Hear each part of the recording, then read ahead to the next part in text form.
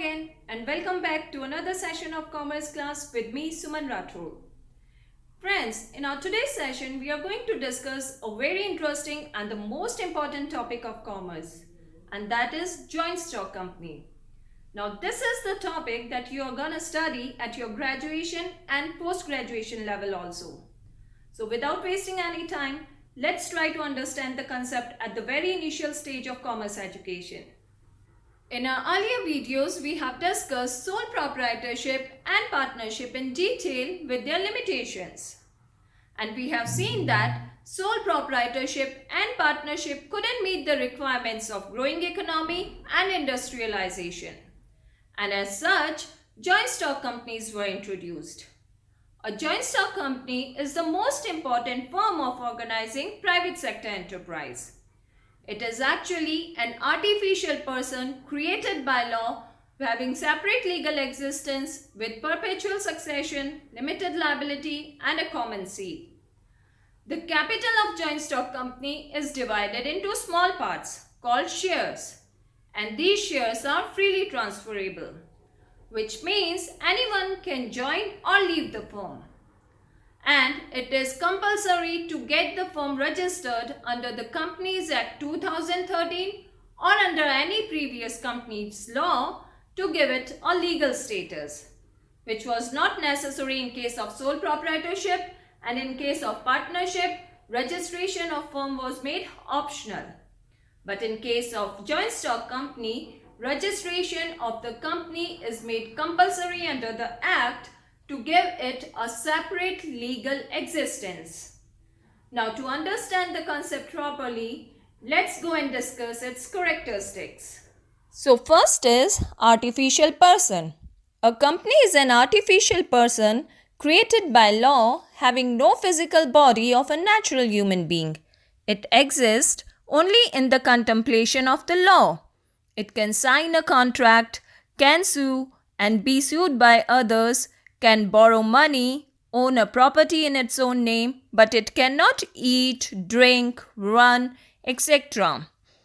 The business is run in the name of the company, but its operations are performed by the elected representatives of its members. Second is separate legal identity. Identity of a company is separate from its members. Its members are not responsible for functioning or acts of a company. Similarly, company is not responsible for the acts of its members. A company has a distinct legal entity independent of its members. Next is limited liability. Liability of shareholders or members of a company is limited to the extent of unpaid amount of shares held or purchased by them. For example, if face value of a share is rupees 100 and a shareholder has already paid rupees 40, then he is liable for the unpaid amount only, that is rupees 60 per share. Even if the assets of the company are insufficient to satisfy fully the claims of creditors, no members can be called to pay anything more than that what is due from him. However, if the members of the company desires, then they may form a company with unlimited liability. Next is perpetual succession. A company is a creation of the law, and only the law can bring an end to its existence. Its life doesn't depend on the life of its members. The death, insolvency, or lunacy of members do not affect the life of a company. It continues to exist even if all its members die.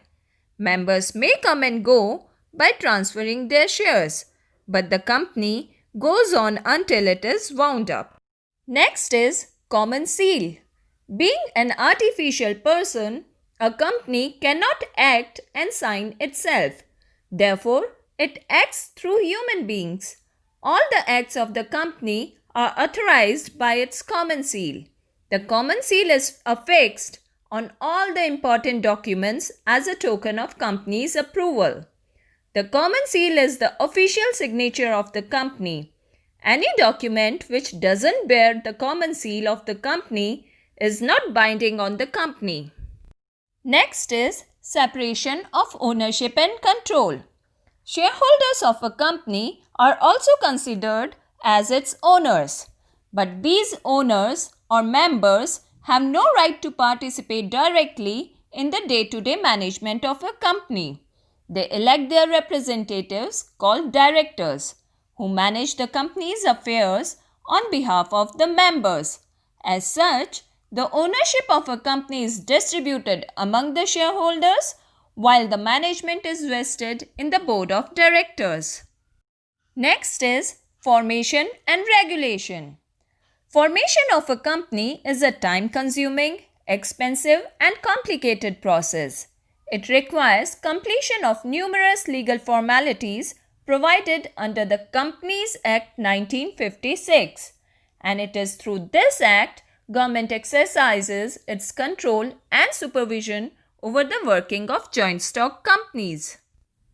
That's all for today. In our next video, we'll discuss merits and limitations of joint stock company. Thanks for staying in tune and don't forget to like and subscribe my channel. Thank you and goodbye for now.